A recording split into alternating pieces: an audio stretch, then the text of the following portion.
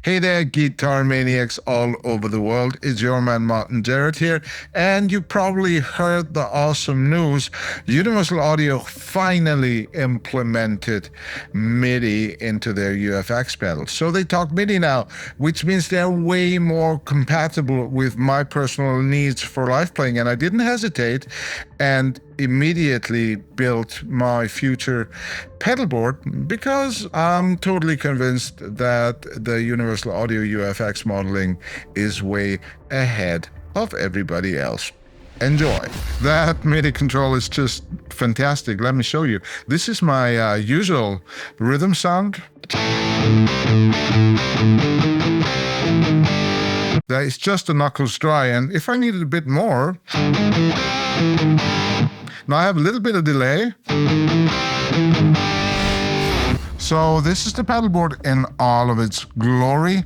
As usual, we are starting with a polytune going into a drop, and then the drop goes into a switchable instant return box by ONECONTROL, and then within that loop we have the MXR phaser and the diamond, which means I can choose a patch with or without, whatever combination of those two. The output of the loop is going into the input of the knuckles, and then the knuckles is going into the DelVerb, and the DelVerb and everything on the board that is MIDI switchable is being switched by the Morningstar MC6. So now let's take a thorough look at the back of the unit. Here we have the Lele box that basically balances the signal. From my personal opinion, that is like the only unit I would use in conjunction with UAFX pedals because they're very, very sensitive. Like I tried to use a loop switcher and it just sounded like crap afterwards, totally fried. And that here, that is the CME unit. That is the box that converts your household 5-pin MIDI to USB-A host MIDI. And above that, there's a cheap USB-A hub. I would have never thought that I would require a USB-A hub ever again whatsoever.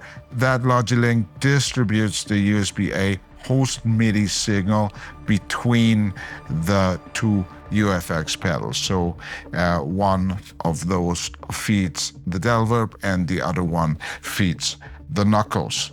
And that here, that's the MIDI solo stereo loop from the Minimal series by ONECONTROL. That is the unit that is controlled by 5-pin MIDI. It's fed by the 5-pin MIDI out of the CME, and it switches my effects loop on off, the effects loop that contains the phaser and the compressor. And that makes it easy to switch between, let's say, a compressed clean sound and the non-compressed rhythm sounds just straight out of the box or straight out of the amp and speaker simulation. So these are the 6 sounds on the Morningstar pedal for my usual performance. So we have rhythm distorted but without any effects. Then we have rhythm with the effects loop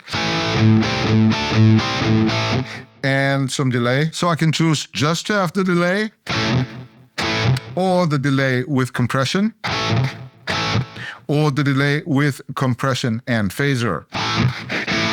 Just super. And the moment I switch back to rhythm, it's gone again.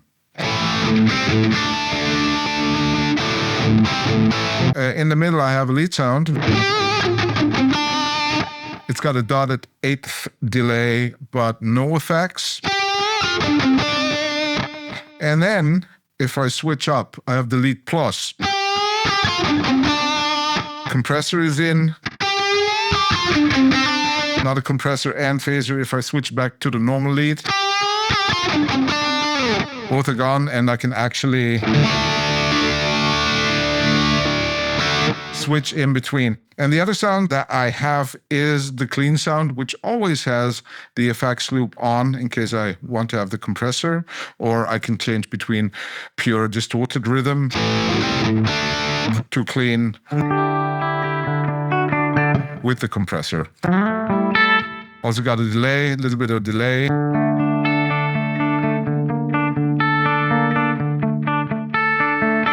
And then last but not least, I have a so-called rhythm effect sound. So that is no delay, dry rhythm, but with the effects loop.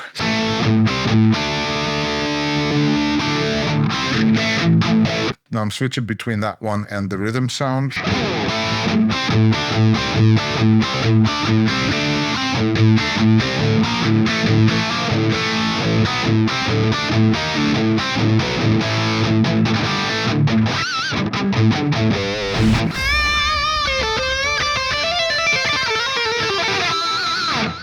All right. Hi. So now I'm actually in the Morningstar editor here on the computer, and I'm going to show you how I work on those MIDI commands within the Morningstar editor. So let's take a look at this lead patch and what is going on. So basically, this is kind of like a small sequencer, MIDI sequencer, and we have a total number of 16 MIDI commands that we can fire off at different actions. As you can see here, we have the action press, which means I'm pressing the button, then release, long press, etc. And the first one is a program change, and this program change stands for the program number I have assigned to my presets on the UAFX amp pedal. And I'm only using one amp pedal right now. It's the anti, so it's the 5150. It sounds a bit more gnarly than the Knuckles, the Mesa Boogie. As you can see, here's the list, and PC1 is the lead program. I could also change that to, let's say, to 2, which would be the clean one. So let's go and save that preset. And if I recall the preset now,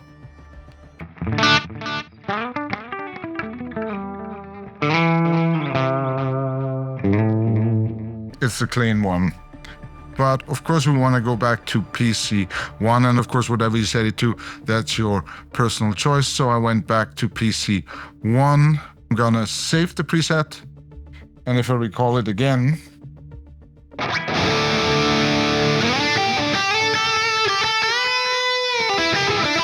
the next one in the row is a control change, and that's control change number 19 going out to MIDI channel 16.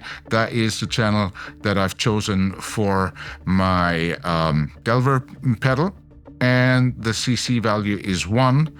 That means delay on. If I set it to 0 and I save this preset, the delay is off. So that's how easy it is. The only thing you really need to think about is that whatever you set here and you save it, then you actually need to recall it on the actual stomp foot controller itself on the MC6. In any case, now the delay is back on. The next one, that's a utility message. That's something only for the MC6 Mark II. As you can see, I've switched on preset blink. That means whatever's blinking on the MC6 is the chosen preset. And to stop all other presets from blinking, that's the clear global preset toggle. And then we have another control change. That's control change number 20, and control change number 20 defines whether the reverb is bypassed or not. In this case, the reverb is unbypassed. In the case of that DelVerb preset, the reverb is a chorus effect, so I also have a chorus aboard.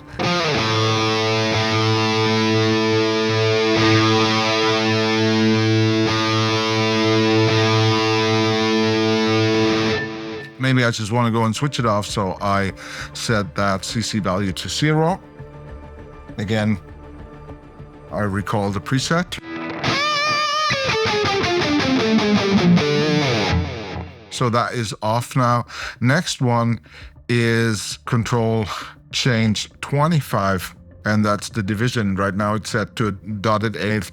You can have it up to a quarter note. So the different possibilities that the DelVerb offers are a quarter note, a dotted eighth, an eighth triplet, a dual quarter and a dotted eighth, and a dual quarter and an eighth. And then we have the control change number 22 in my preset, and that basically means how much delay do I want to hear? Right now it's on 45, which is not even half.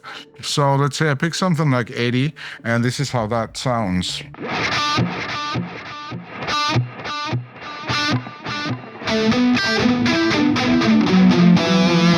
So what you could hear is that the delay is a lot louder. Let's put that one back to 45, save the preset, and of course we need to recall it again.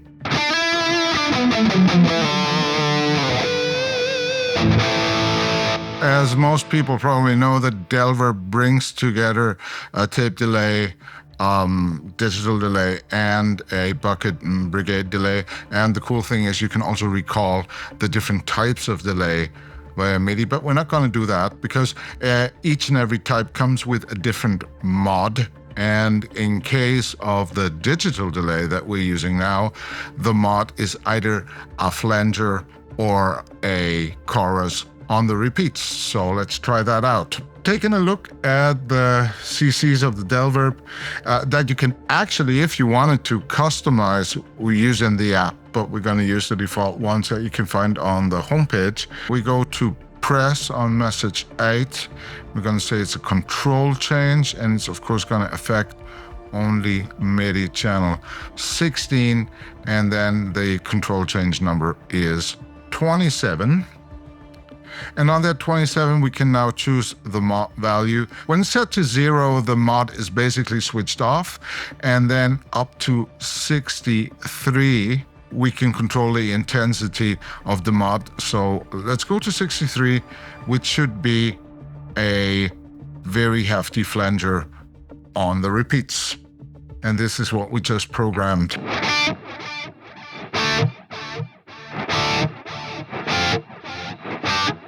So it's quite a hefty flanger. Of course, we can go back a little bit, let's say to 26.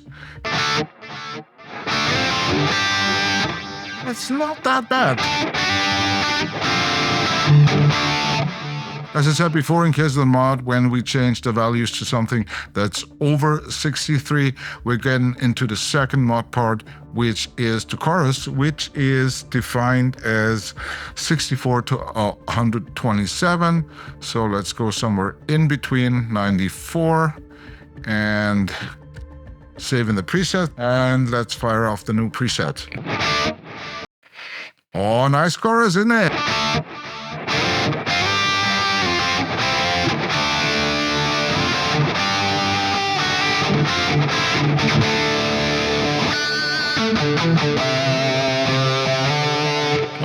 Oh hells. That 5150 is such a raw sounding amp.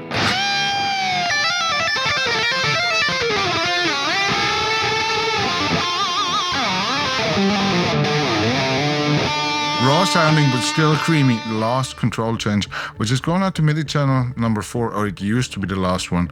That basically sends a program change to the ONECONTROL MIDI switched insert, send, return looper device, which is pretty great because I can switch between a relatively compressed clean sound to an absolutely uncompressed distorted rhythm sound. So PC number 0 or 1 on MIDI channel 4 defines whether the loop is disengaged or engaged. So if I wanted to, I could make one clean patch with and one without compressor / phaser, right? But of course, in my case, I'm gonna save it again. I prefer to at least have the compressor on. Saves a lot of time, and I really like the sound of the compressor. And in case I don't need the compressor, I can always switch it off manually. But I just like to tap within a certain, I don't like to tap dance. We have one song that kind of goes like.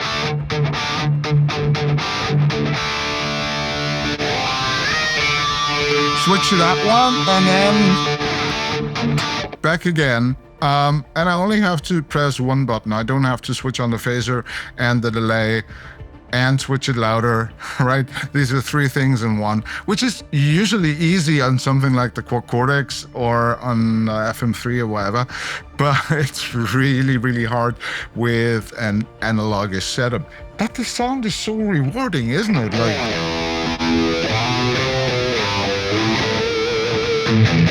I personally prefer sound to versatility, and now we have both. This MIDI control means way more than it seems to mean, because now I can actually go on stage and I don't have to tap on an individual switch to control settings. Like when I was playing the one gig, I played one gig with the Knuckles last year, and I think that's the one gig where I had the best guitar sound, but I was constantly staring at the pedalboard. There was one function to make the sound louder and less loud. There was one individual dedicated button to switch on the phaser, to switch on the delay, to switch the channel. So I was constantly tap dancing between those things, because I'm coming from the Quad Cortex. Right? I come from that type of usage, right? Or programmability. And now it's possible with most of the UAFX pedals. So much about the MIDI implementation on the UAFX pedals. I know it was a bit of a lengthy video, but I wanted to go into the details that matter to me. I hope you enjoyed it. If you did, go and like, subscribe, and in any case, don't forget to have the best day ever. Bye.